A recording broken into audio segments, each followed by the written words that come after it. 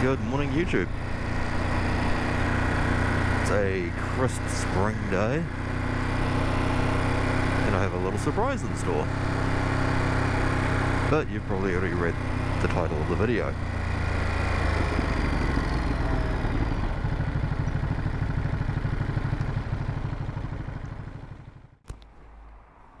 I have a CF Moto 450 MT.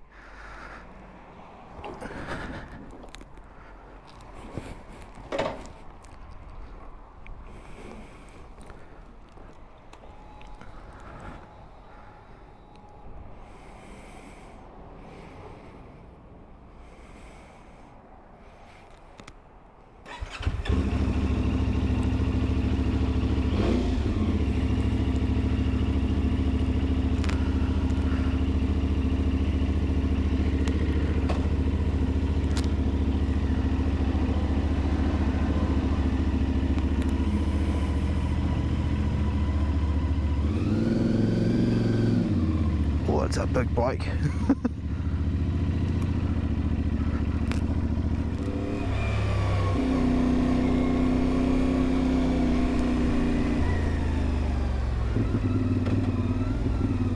So that's actually got a very, very sharp throttle.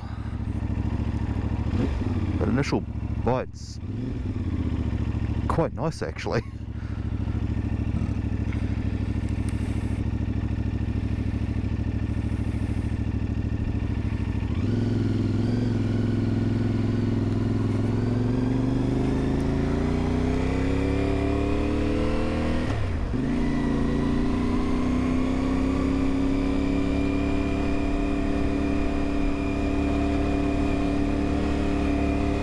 Tips in alright, surprisingly.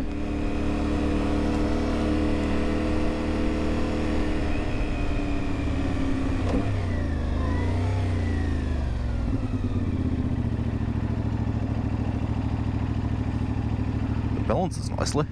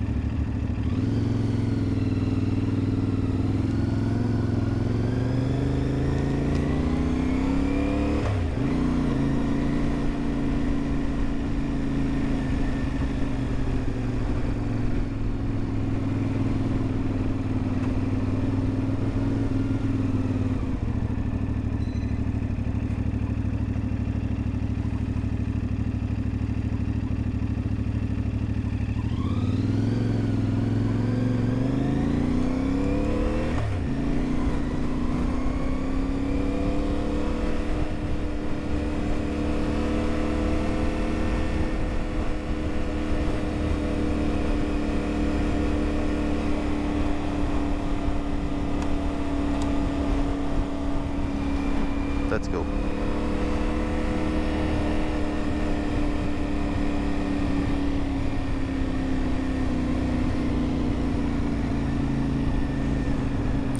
Not gonna lie, the mirrors are really good.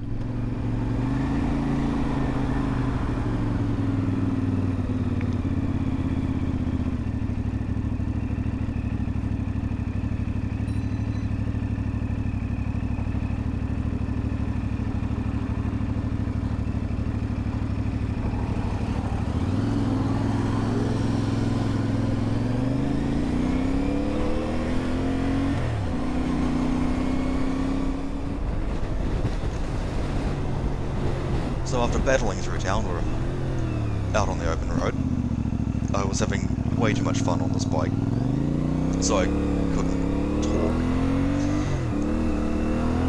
So I'll start with the two things I found about this bike that I didn't like, and they're not deal breakers by any stretch of the imagination. So the first thing is the throttle feel. Although it's generally very, very linear and really good, the initial bite is very sharp and very aggressive. So you may need to balance the clutch a little bit at low speed or just keep on the throttle. So that's what I found. If you keep it cracked open, it's a lot more well behaved, and then it's very linear after that, and it's very, very rideable. Now the front brake, it's decently powerful, but for the get up and go this bike has, it could be a bit more. It's got generally very good feel, but it does require a lot of input pressure. So either a twin brake or a bigger single disc would be wonders for this bike. That's the only negatives I have on this bike. The build quality and the fit and finish on it is far beyond what I'd expected.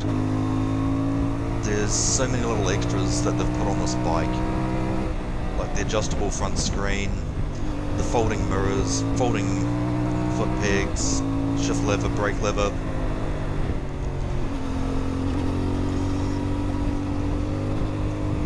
So they're claiming 175 kilo dry weight, makes about just under 44 horsepower, and it's got about 200mm suspension travel. Now the suspension is quite firm, but it's not harsh, it's very well set up, and this is a stock bike, it hasn't even been tuned.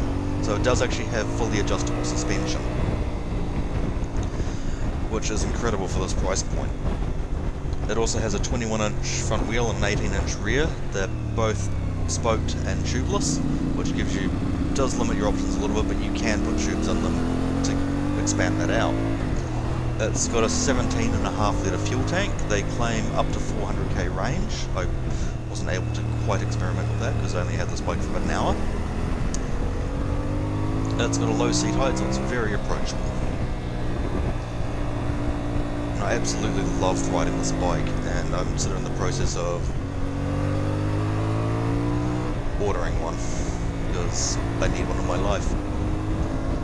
A while ago I test rode the CRF 300 Rally, and this bike is what that Rally should have been. This is that niche bike, that small capacity adventure / rally type bike. Yes, it's a bit heavier and it's not a full powered bike, but it's got more than enough get up and go on the open road, and just the sound of it. This is a stock bike and the stock engine, stock exhaust, and it sounds phenomenal. The only other thing I sort of really noticed, and this one is quite short geared as well, but the engine is actually surprisingly low revving. For a 450 twin, it taps out at about 9,000. So, to be fair, that's probably a lot to do with emissions and things like that.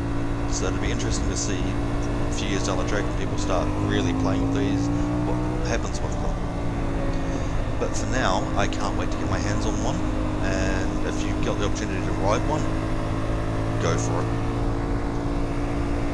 So thanks for watching, and stay tuned for more.